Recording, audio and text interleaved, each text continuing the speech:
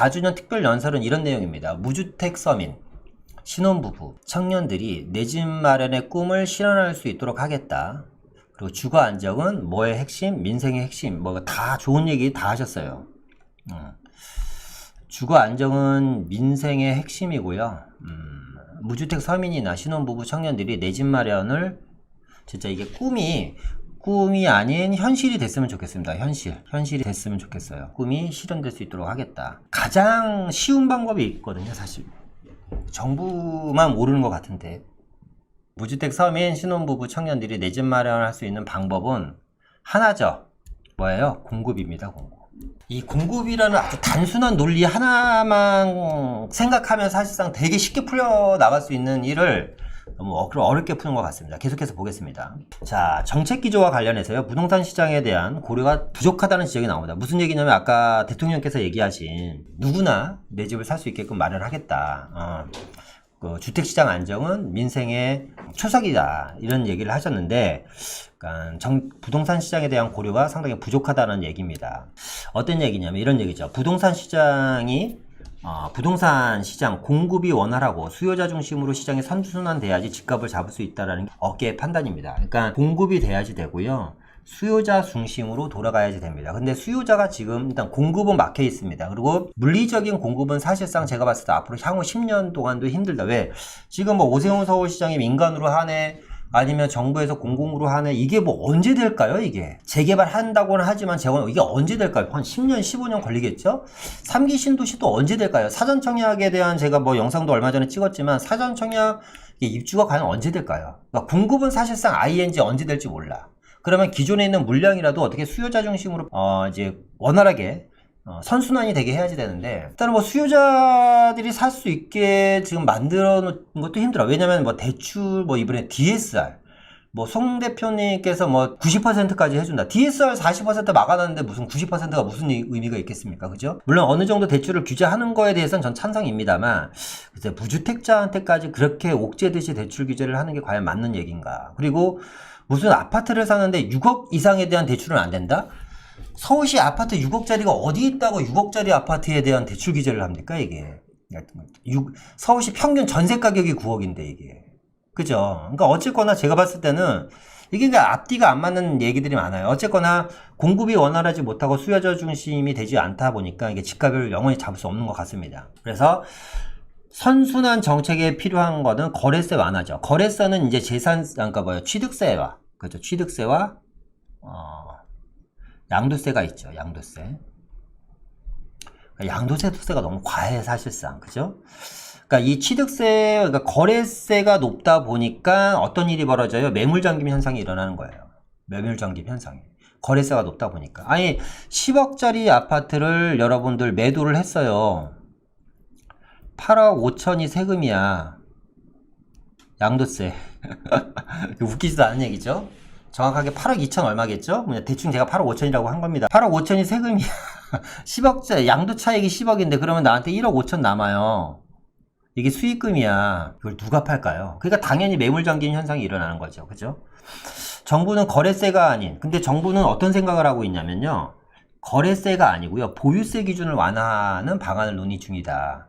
그러니까 저는 무슨 얘기냐면 취득세, 양도세를 내리고 저는 글쎄 이 얘기를 또 어떻게 들을지 모르겠지만 보유세는 올려도 된다고 봐요. 보유세는 올리고 거래세를 낮추는 게 맞다고 봐. 근데 정부는 반대로 하는 겁니다. 거래세는 절대 손을 안 대고 보유세를 낮추겠다라는 건데, 이 보유세도 읽어보니까 또 기가 찬 게 공시가격 상승으로 재산세 부담이 커지면서, 자, 1주택자에 대한 재산세 감면 확대 범위를 기존 6억에서 9억 이하로 인상을 하고 고령자나 은퇴 계층을 위한 종합부동산세 공제를 확대하는 방안을 고려하고 있답니다. 그럼 무슨 얘기냐면, 자, 여러분 보세요. 1주택자에 대한 보유세 감면 범위를 6억에서 9억으로 인상을 하고, 그죠? 그리고 고령자나 은퇴 계층을 위한 종합부동산세 공제를 확대하는, 그럼 이런 사람들은 지금 여기에 해당하는 사람들은 매물을 더 안 팔 거 아닙니까? 그쵸? 팔 이유가 없지. 이제 재산세도, 보유세도 이제 줄어드는데. 그러니까 매물잠김이 더 크게 일어날 수도 있어요. 그죠? 그러니까 좀 답답한 정책을 계속해서 좀 이어가는 것 같아요. 제 생각에는. 종부세, 양도세 완화. 종부세, 양도세 완화한답니다. 그런데 이게 쉽지 않아 보여요. 왜냐면 그러니까 청와대 생각과 민주당 생각이 전혀 틀립니다. 16일 김부총리 주재로 당정청 협의를 거쳐서요. 부동산 세제가 이르면 다음 주에 윤곽인데 이거는 다음 주에 나와야 됩니다. 왜냐면 6월 1일이면 늦습니다. 아시죠? 자, 1주택 제한세 감면이요. 6억에서 9억으로 이제 이거 상당히 유력하다고 합니다. 재산세는 1주택자 기준으로 6억에서 9억으로 상향 여부가 이건 될 것 같아요. 제가 봤을 때.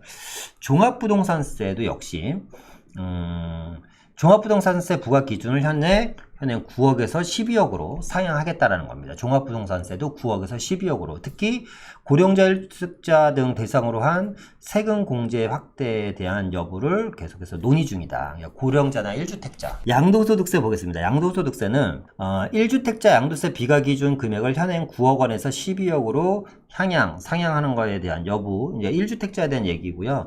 다주택자 양도소득세 중과 완화 또는 유예 여부. 이거는 이제 민주당에서 얘기하는 건데 중요한 건 뭐냐면 청와대에서는 안 된다라는 겁니다. 안 된다. 그러니까 이게 지금 쟁점이에요. 쟁점. 재산세는 지금 6억 원에서 9억으로 될 건지에 대한 거를 논의 중이고 종합부동산세는 9억에서 12억으로 상향에 대한 거를 이제 좀 논의 중이고 고령자 1주택자 요거는 좀 해줄 거는 같은데 그리고 양도세는 1주택자 양도세 비과세 기준 금액을 양도세는 1주택자 양도세 비과세 기준 금액을 현행 9억 원에서 12억으로 상향 여부 요거는 글쎄 해줄래나 안 해줄래나 모르겠네. 민주당은 해주자고 할 것 같고 청와대에서는 안 된다고 얘기할 것 같습니다. 자, 그런데 이게 이제 문제는 뭐냐면 아까 앞서 얘기한 것처럼 종부세와 양도세예요. 종부세와 양도세. 종부세보다는 저는 이제 양도세가 큰데, 민주당에서는 이제 송 대표를 이제 주축으로 해갖고, 양도세도 손볼 수 있다. 그러니까 종부세와 양도세를 함께 손볼 수 있다라는 태도입니다. 왜? 선거에서 졌으니까. 이게 이제 민심을 읽은 거죠. 물론 이제 그 민심이 전체가 이제 부동산 민심이라고 얘기할 수는 없겠지만, 어쨌거나. 그런데 중요한 건 뭐냐면, 청와대와 기재부는 안 된다. 종부세와 양도세를 건들 수는 없다. 왜? 이거는 지난 4년간 정책 기조를 스스로 부정하는 것으로 받아들여질 수밖에 없다라는 거죠. 사실 저는 늦었지만 지금이라도 양도세 인하는 해야지 된다고 생각합니다. 그러니까 답답한 게 이 논리를 좀 요거를 쭉 이 고집을 좀만 좀 버리셨으면 어떨까라는 생각이 들어요. 왜냐면 이 공급에는 두 가지 공급이 있잖아요. 그러니까 신축이 있고 기존 매물이 있는데 이 기존 매물에 대한 지금 문제가 뭐예요? 잠김 현상이거든요. 잠김 현상. 근데 정부는 보세요. 이 잠김 현상을 어느 정도 예측을 했어. 잠김 현상을 예측을 하고 이 잠김 현상을 막기 위해서 종부세를요. 왕창 때려버립니다. 완전 끝까지 올려버린 거예요. 현실화시켜서 왕창 내는 거야. 옛날에 500만원 내던 사람이 2, 3천만원 내게끔 만들어버린 거예요. 그죠? 근데 이게 우리는 어디에서 살고 있냐면 대한민국이라는 나라에도 살지만 대한민국 및 거의 대부분의 국가들이 자유 경제시장에서 살고 있단 말이에요. 자유경제시장에서 살다 보니까 사람들이 이득을 따져. 이득을 파는 게 맞는 건지 종부세를 내면서 버티는 게 맞는 건지 아니면 증여세를 6억, 7억, 8억을 내면서도 내가 애들한테 넘겨줘서 나중에 10년을 더 번 게 많은 건 이득을 따진다라는 거죠. 이득을. 그러니까 정부 생각대로 시장이 뜻대로 돌아가지를 않는 거야. 그러니까 기존 매물의 매물 잠김을 막기 위해서 종부세, 보유세를 왕창 두들겨 패버리면 매물 잠김이 어느 정도 해소되고 물건이 나올 줄 알았는데 사람들이 이득을 따지기 시작하는 거예요. 어떤 게 맞는 건지. 그러다 보니까 매물 잠김이 점점 가속화되고 있다. 어떻게 가속화되고 있을까요? 이렇게 가속화되고 있는 거죠. 세금 내느니 자식한테 주겠다 그냥. 그죠? 아파트 증여받은 사람 절반이 40대 미만입니다. 근데 이거는 상당히 의미가 있는 거고 시사하는 바가 큰 거야. 자, 증여인 연령이 70대에서 60대로 일단 낮아졌고요. 지금 6월 달에 다주택자 양도세, 종부세 강화로 인해서 증여는 앞으로 당분간 계속해서 이어질 것 같습니다. 자, 그래프를 보면서 좀 얘기해 볼게요. 자, 보세요, 여러분, 그래프를. 자, 2016년도에 증여를 보면요. 40, 50대가 51%. 40, 50대가 51%고요. 이게 40, 50대입니다. 녹색이 40대에서 50대. 빨간색이 40대, 30대예요. 그러니까 2016년도에는 40, 50대 증여가 전체의 절반입니다. 51%. 30, 40대가 28%예요. 그러니까 별로 없죠. 별로 없어요. 그런데 그로부터 17, 18, 19, 20, 21 4년하고 4개월 지났네. 4년 4개월 만에 3, 40대 증여가 전체의 50%를 가져갑니다. 그리고 50%였던 4, 50대 증여가 38%로 줄어들어요. 그러니까 4, 50대 증여는 줄고 3, 40대 증여가 늘어나는 겁니다. 지금 보시는 것처럼. 그래프가 안 보이실까봐 제가 그냥 이렇게 그린 거예요. 그런데 이 3, 40대 증여, 여기서 얘기하는 40대 미만은, 여기서 얘기하는 40대 미만은 30대, 40대를 얘기하는 겁니다. 40대, 3, 40대 증여가 본격적으로 늘어난 게 언제냐면 2020년 2분기부터입니다. 2020년 2분기에 뭐 710 대책이 나오면서 양도소득세에 대한 얘기가 나왔죠. 그러면서 이때부터 3, 40대 증여가 급격하게 증가를 합니다. 옛날에 50대 증여가 50대한테 증여를 많이 해줄 때는 사실상 이 매물들이 또 다시 시장에 나오는 게 한 10년 터울 되면 시장에 나왔거든. 근데 3, 40대 증여가 지금 이 증여 중에 지금 기하급수적으로 늘어난 증여 중에 30대 증여가 또 시장의 50%를 차지하고 있습니다. 3, 40대 증여가 늘어났다라는 건 뭐냐면 매물 잠김이 더 커지는 거야. 이 사람들이 뭐 10년 있다 팔지, 5년 있다 팔지, 15년 있다 팔지 모르잖아요. 근데 증여라는 걸 여러분 잘 생각해 봐요. 잘 생각해 보세요. 주택이 A, B, C 세 가지 주택이 있어. 그죠? 세 가지 주택이 있고, 엄마 아빠가 사는 집이 있다고 치고, A, B, C 세 가지 주택이 있다면 여러분들 이 중에서 어떤 주택을 증여해 줄까요? 제일 좋은 걸 증여해 줄 거 아니야? 제일 좋은 주택을 증여해주고 나머지를 매도했을 수도 있고 뭐 아니면 갖고 있을 수도 있는 건데 어쨌거나 자녀한테 증여해주는 거는 제일 좋은 걸 증여를 해줄 거란 말이죠. 그러면 그 매물들이 이미 증여해서 잠김 현상이 여기서 끝나는 게 아니라 다음 세대까지 이어질 수도 있다는 거죠. 왜? 3, 40대한테 젊은 애들한테 증여를 해줘 버렸으니까 이게. 그러니까 이게 사실상 상당히 심각한 거예요. 증여 건수가 아시겠지만 대한민국 역사상 사상 최대치 증여가 작년, 재작년, 올해에 이어서 계속해서 지금 증여 건수가 지금 나오고 있는 거예요. 이게. 문제가 상당히 심각하죠. 상당히 심각합니다. 그러니까 양도소득세를 전 풀어준다고 하더라도 증여가 너무 많이 진행됐기 때문에 이게 물량이 얼마나 나올지는 모르겠어. 그래도 양도소득세는 풀어줘야지 됩니다. 왜? 그래야지 선순환이 되거든. 그러니까 많은 전문가들이 그런 얘기를 하잖아요. 저도 뭐 이게 지금 한 2년째 얘기하는 것 같아. 양도소득세 얘기 나오면서부터. 양도소득세, 중과세 얘기 나오면서부터 계속해서 얘기했던 것 같은데 주택가격이 떨어지는 시점은 양도소득세를 인하하는 시점부터 주택가격이 하락할 가능성이 상당히 많거든요. 근데 반대인 사람들은 양도소득세 인하하라 그러면 상당히 무슨 뭐 나쁜 사람으로 치부하는 경향이 많아. 이게 아니 왜 불로소득으로 번 돈을 세금을 왜 안 내자라는 게 아니잖아. 안 내자라는 게 아니라